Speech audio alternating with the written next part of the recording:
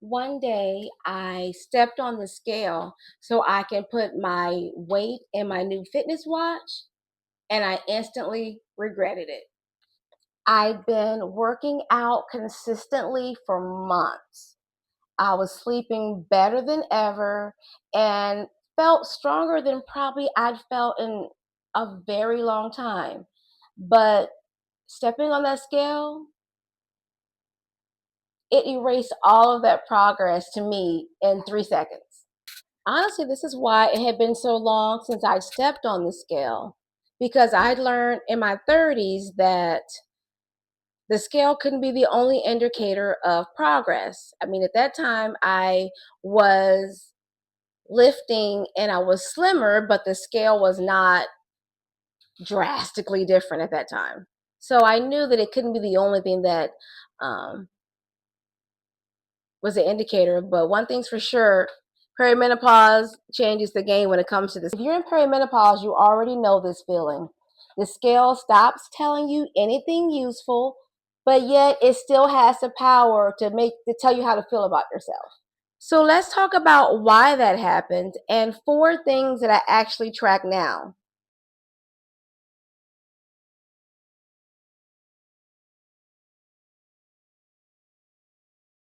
This isn't a mindset problem. There's actual science behind it. During perimenopause, estrogen fluctuates. That causes water retention, fat distribution, and the way that our muscles respond to training. You could be building real strength and reducing inflammation, like real progress, but the scale will show the same number or more sometimes.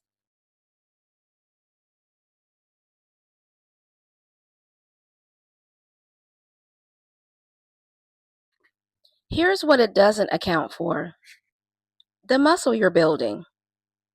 Muscles are denser than fat, so gaining it can look like weight gain even when your body's improved. Another thing the scale doesn't account for is hormonal water retention. It can change from 3 to 5 pounds in 24 hours with no changes in your movements or anything.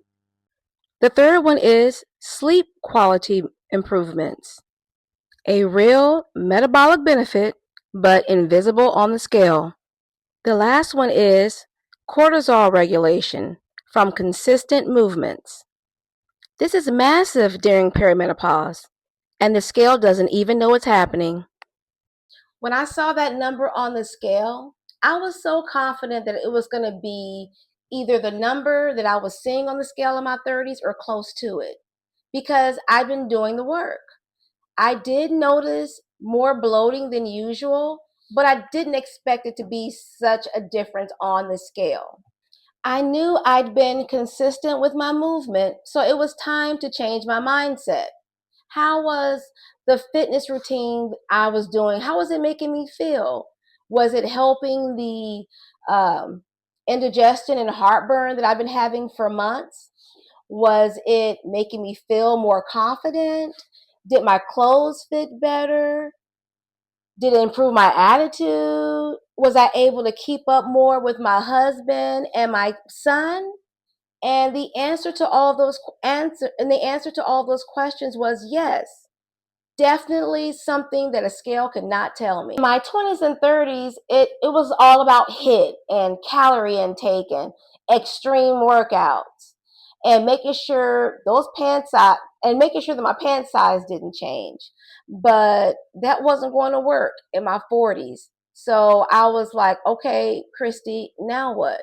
Because in this time in my life, it's not about weight or my pant size. It's about building strength, feeling good about myself, and that strength that I'm going to need more and more later on in life. Things I can't measure. If any of this sounds familiar and you're letting the number on the scale determine whether or not you're making real progress, I made something exactly for that moment. It's called the Midlife Rebuild Starter Guide. It's free. It's a 7-day gentle movement, and it includes the tracker that I'm about to walk you through. The link's in the description and the pinned comment. Go grab it. I'll wait.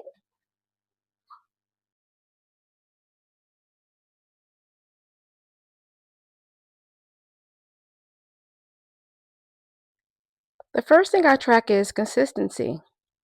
Did I show up for myself?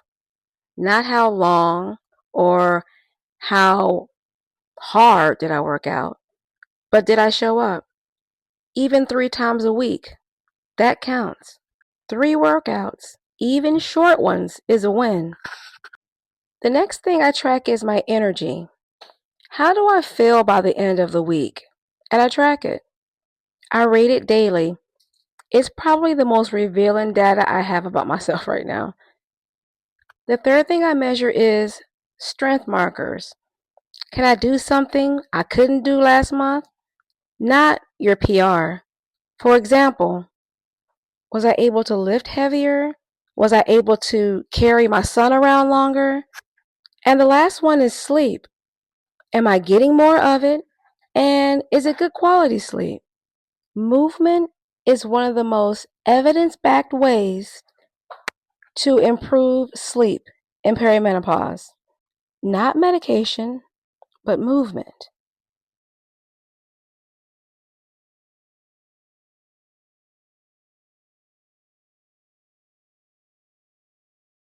I stopped canceling workouts on a bad scale day. Stop doing mental math about whether or not I did enough that counted for that day to make a difference on the scale. And I started noticing real change, like my energy, my sleep, things that couldn't be measured on a scale. This isn't about never weighing yourself again or making the scale your enemy. It's actually about knowing whether it's working with you or against you right now. If you want the tracker I mentioned, is linked in the description in the guide below. And if you want to see what I track in it, the actual system, that's in the end screen at the end of this video. Build in silence and show up for yourself. And I'll see you on Sunday. Hi.